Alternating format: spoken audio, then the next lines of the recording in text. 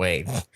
Not even close. No. What is that analogy? What is the Wizard of Oz supposed to be? Is that like the antithesis of like goofy movie? Or not important? No, movie? their main story beats like somebody falls into a dream or falls into an alternate reality, and then they go around and. Oh, so you're talking about like one movie trope versus a different movie. What is the movie trope of Citizen Kane? I've never seen that. Oh, you've never seen Citizen Kane? No, it's good. That one also kind of falls into a dream, but it's kind of shows kind of like the life of that character as they die. And then, so sorry if spoilers for Citizen Kane and The Wizard of Oz as well. Those are super old films. So so what is the analogy? I'm confused about what you're saying. The analogy for this is that these are like some of the best films made in cinema.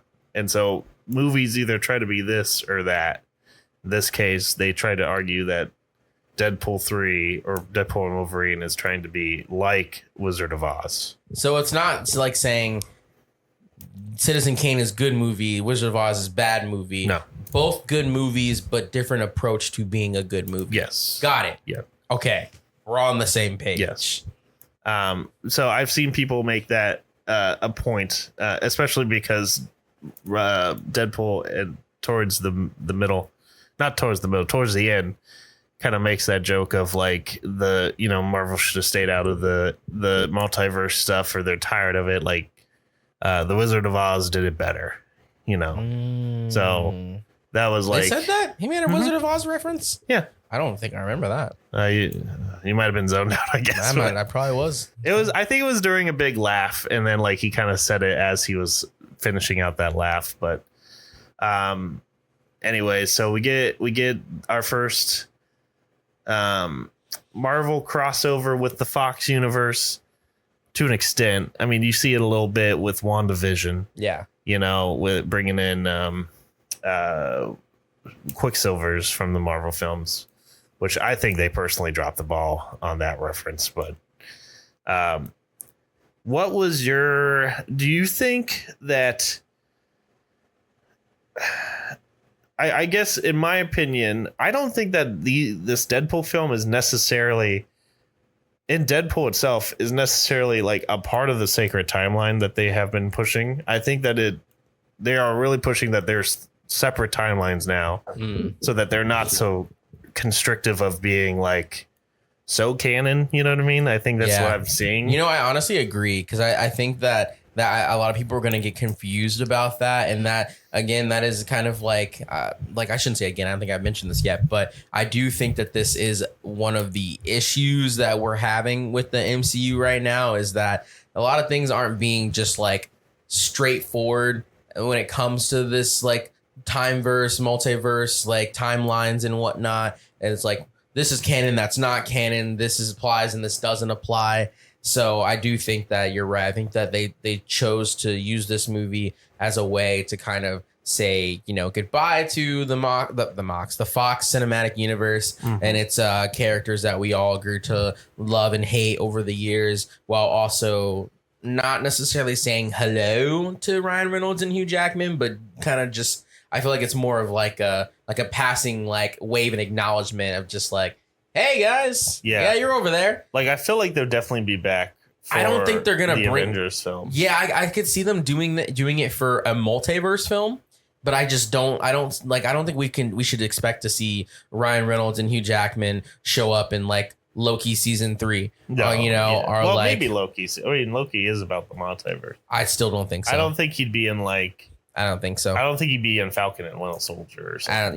Definitely not that. But like, I would even say not even like Loki, because you look at the tone and like the direction thematically that they are going in with Loki. They haven't really branched off into that much of like zaniness to the point to where it would make sense or feel right to have Deadpool in that kind of show.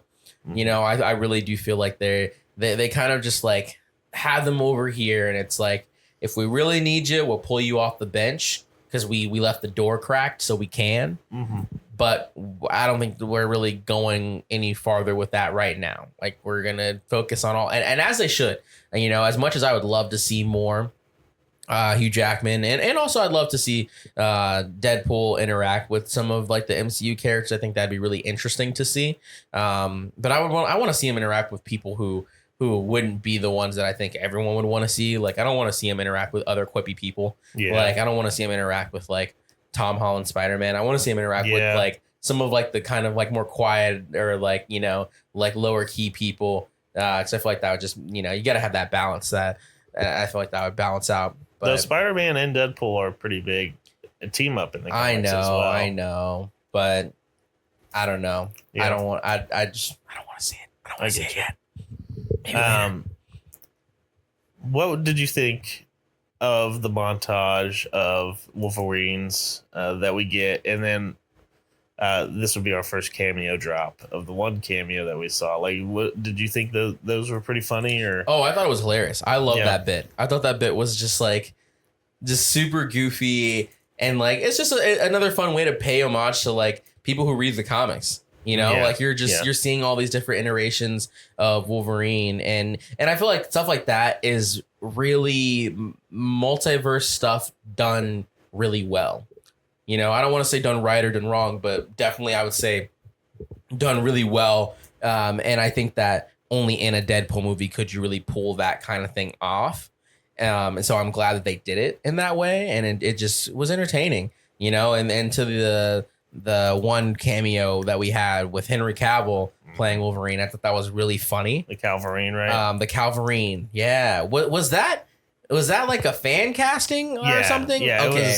It wasn't like that he actually auditioned for the role or anything. So. I didn't think so either. I was thinking maybe this was just one of those popular like Donald Glover as Miles Morales fan casting things that picks up a bunch of steam.